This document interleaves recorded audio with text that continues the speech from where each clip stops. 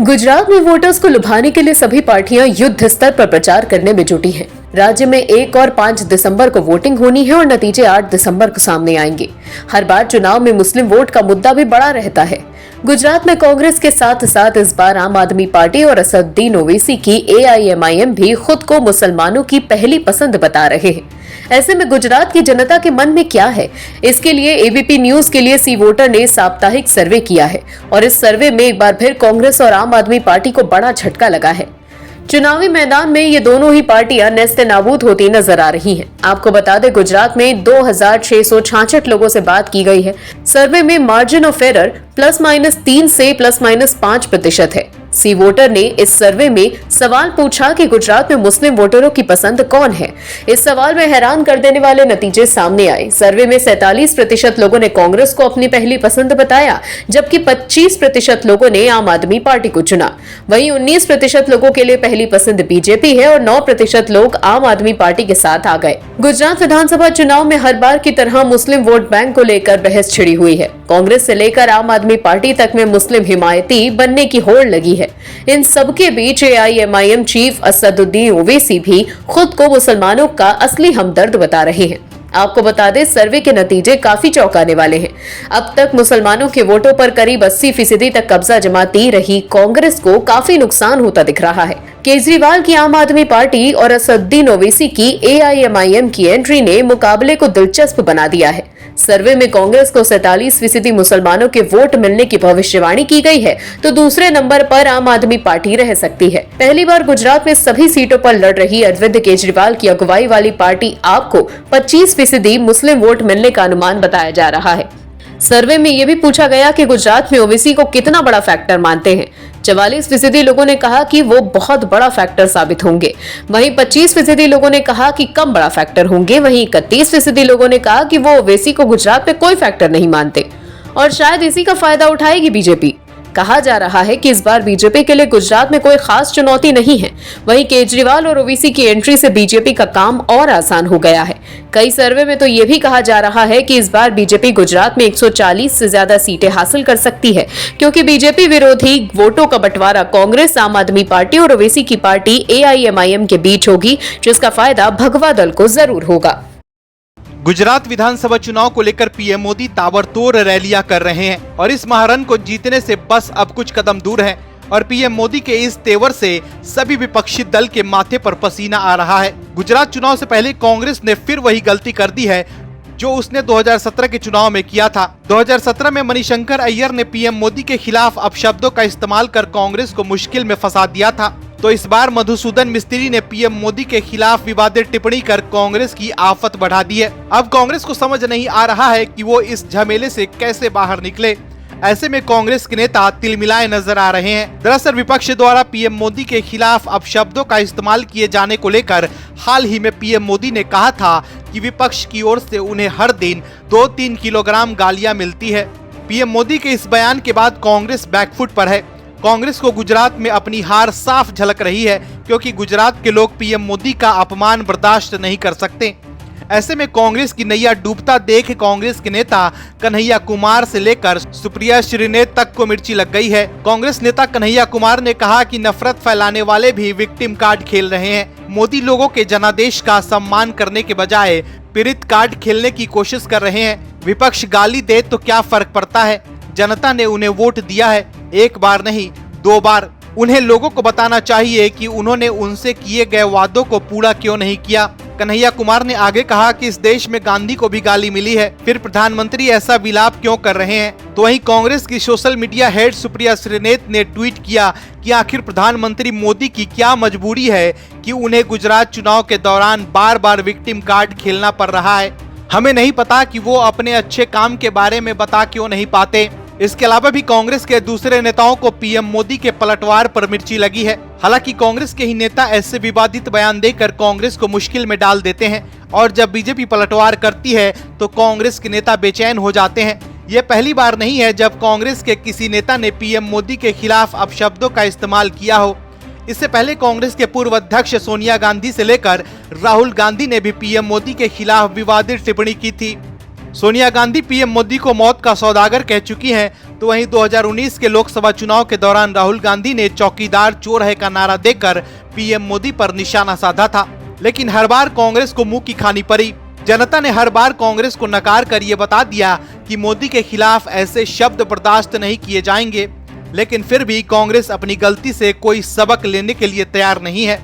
और जब बीजेपी द्वारा पलटवार किया जाता है तो कांग्रेस के नेता उल जलूल बयान देकर पार्टी की फजीहत करवाने सामने आ जाते हैं।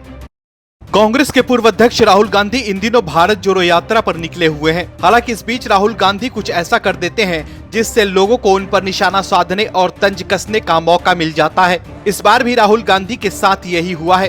कांग्रेस की भारत जोड़ो यात्रा महाराष्ट्र पहुंच चुकी है और इस दौरान राहुल गांधी लोगों से मिल रहे हैं। और बीते रविवार को महाराष्ट्र के हिंगोली जिले के कलामनुरी में एक सांस्कृतिक कार्यक्रम में कलाकारों के साथ राहुल गांधी ने ढोल बजाया, जिसका वीडियो सोशल मीडिया पर खूब वायरल हो रहा है।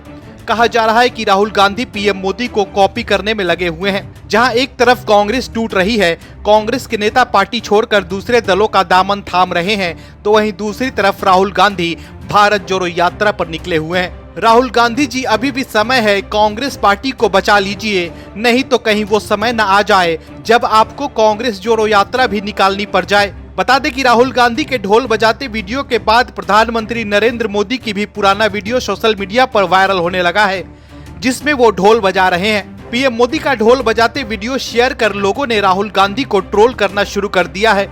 जनेउधारी नामक यूजर ने ट्वीट कर पीएम मोदी का वीडियो शेयर किया और लिखा, ये वाला बेहतर है।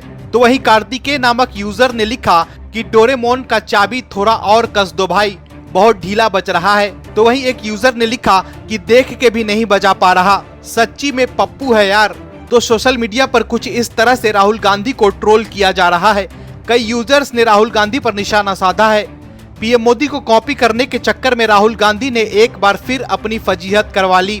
बता दें कि राहुल गांधी की भारत जोड़ो यात्रा 3500 किलोमीटर की है। ये यात्रा 150 दिनों तक चलेगी। यात्रा का समापन श्रीनगर में होगा। राहुल गांधी अपने दौरे में मोदी सरकार के खिलाफ आवाज उठा रहे हैं। वो बेरोजगारी, महंगाई को मुद्दा बनाकर यात्रा में लोगों को जोड़ने की कोशिश कर रहे हैं। बताया जा रहा है कि मौजूदा यात्रा खत्म होने के बाद राहुल गांधी पूर्वोत्तर में एक अलग यात्रा निकालेंगे। तो वहीं बीजेपी उनकी यात्रा पर लगातार सवाल उठा रहे हैं। वहीं राहुल गांधी के इस यात्रा का असर कांग्रेस के नेताओं पर भी नहीं हो रहा है। पार्टी के नेता लगातार इस्तीफा दे रहे हैं और बीजेपी में शामिल हो रहे हैं। ऐसे में बड़ा सवाल यह है कि क्या राहुल गांधी के इस यात्रा से कांग्रेस को फायदा होगा। बिहार में महागठबंधन की सरकार बने अभी कुछ ही महीने बीते हैं, लेकिन गठबंधन में शामिल पार्टियों की नाराजगी बाहर आने लगी है। बिहार में अब महागठबंधन सरकार की उल्टी गिनती शुरू हो गई है, क्योंकि इस बार सीधा मुख्यमंत्री नीतीश कुमार के खिलाफ ही मोर्चा खोल दिया गया है। बिहार में भी महाराष्ट्र वाला खेला शुरू हो गया है। महाराष्ट्र में उद्धव ठाकरे की पार्टी के साथ जो कुछ हुआ, अब वही नीतीश कुमार की पार्टी जेडीयू के साथ हो सकता है। दरअसल नीतीश कुमार की ही पार्टी के नेताओं ने मुख्यमंत्री से कन्नी काटनी शुरू कर दी है। राजनीतिक गलियारों में चर्चा शुरू हो गई है कि जेडीयू संसदीय बोर्ड के अध्यक्ष उपेंद्र कुशवाहा एनडीए नेताओं के संपर्क में हैं। इसके अलावा ये भी कहा जा रहा है कि जेडीयू के दूसरे कई नेता भी बीजेपी के संपर्क में हैं। ये दावा आरएलजेपी के राष्ट्रीय प्रवक्ता श्रवण कुमार अग्रवाल ने किया है। श्रवण कुमार अग्रवाल ने अपने बयान में कहा कि बहुत जल्द नीतीश कुमार उपेंद्र कुशवाहा के साथ धोखा पार्ट 3 को अंजाम देंगे। नीतीश कुमार उनको 2 बार धोखा दे चुके हैं। श्रवण कुमार अग्रवाल ने आगे ये भी कहा कि नीतीश कुमार की वजह से उपेंद्र कुशवाहा को काफी नुकसान उठाना पड़ा है।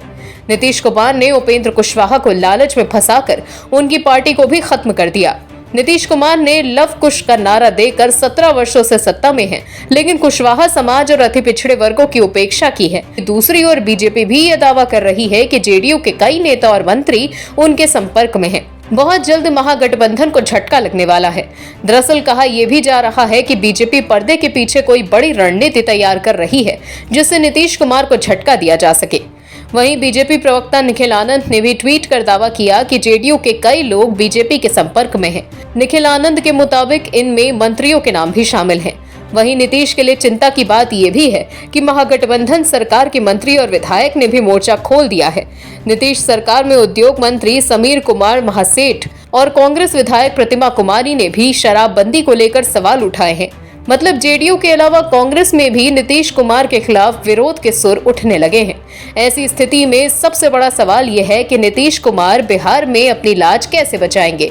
उपेंद्र कुशवाहा, जिनको लेकर कहा जा रहा है कि वो मुख्यमंत्री और पार्टी दोनों से नाराज चल रहे हैं, तो वहीं दूसरे नेताओं के बीजेपी के संपर्क में होने की खबर सच साबित हुई तो ये सीधे तौर पर नीतीश कुमार और उनके महागठबंधन के लिए घातक साबित होगा।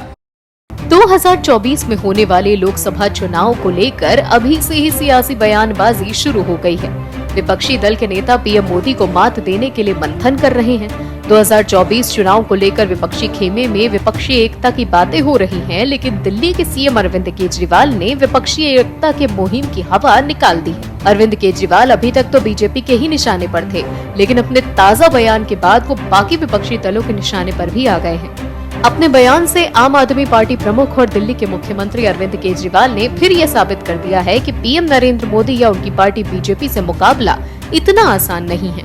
उन्होंने कहीं न कहीं ये भी साबित कर दिया कि भाजपा को जनता चुनती है। दरअसल अरविंद केजरीवाल ने हिंदुस्तान लीडरशिप समिट में विपक्षी एकता को लेकर बड़ी बात कही। उन्होंने विपक्षी एकता के विचार पर सवाल उठाते हुए कहा कि ये काम नहीं करने वाला है। केजरीवाल ने कहा कि ये काम जनता पर छोड़ देना चाहिए। जिस दिन जनता ने तय कर लिया कि भाजपा को हराना है, उस दिन हरा देंगे। जनता के सामने रोड मैप रखना चाहिए, एजेंडा देना चाहिए कि किस तरह उनकी जिंदगी बदली जा सकती है। आइडिया पसंद आया तो जनता बीजेपी को हटा देगी। विपक्षी एकता को लेकर पूछे गए सवाल के जवाब में केजरीवाल ने इस विचार को ही खारिज किया। उन्होंने ये भी पूछा कि भाजपा को हराने का ठेका विपक्षी दलों ने कैसे ले लिया, ये काम तो जनता का है। यानी यहाँ अरविंद केजरीवाल ने ये संकेत भी दे दिए हैं कि वो विपक्षी एकता का हिस्सा नहीं है। केजरीवाल ने आगे कहा कि लोग विपक्षी एकता नहीं चाहते हैं, लोग उम्मीद चाहते हैं। विपक्षी एकता का क्या मतलब है? सारे विपक्षी मिलकर आओ, बीजेपी को हराते हैं, यही तो है। बीजेपी को हराने का ठेका आपने कैसे ले लिया? हम तो जनतंत्र में रहते हैं, बीजेपी को हराने का ठेका जनता लेगी। बीजेपी को हराना होगा तो ये हरा देंगे। जिस दिन इन्होंने ठान लिया कि बीजेपी को हराना है तो हरा देंगे। आपको जनता को जाकर ये बताना है कि हमें वोट दो, हम आपकी जिंदगी इस तरह बदल देंगे। आपको इनको उम्मीद देनी है, देश को एजेंडा, देश को एक रोड मैप देना है कि हम 5 साल में आपकी जिंदगी और देश को कैसे आगे ले जाएंगे। जिस दिन देश को एजेंडा पसंद आ गया, ये बीजेपी को खुद हरा देंगे। बीजेपी को हराने की जिम्मेदारी इन पर छोड़ दो। ये जो है कि सब मिलकर चलो बीजेपी को हराते हैं, मुझे लगता है कि ये काम नहीं करता। मैं नया हूँ, राजनीति में हो सकता है कि मुझे समझ ना हो। तो जाहिर तौर पर अरविंद केजरीवाल ने अपने इस बयान से तमाम विपक्षी दलों को तो नाराज कर ही दिया, वही ना चाहते हुए भी वो बीजेपी के मजबूत दबदबे का जिक्र करते हुए नजर आए हैं, जिसका फायदा निश्चित तौर पर बीजेपी जरूर उठाएगी। Bureau report, OMH news. और भी वीडियोस देखने के लिए चैनल को सब्सक्राइब करें और बेल आइकन को दबाएं।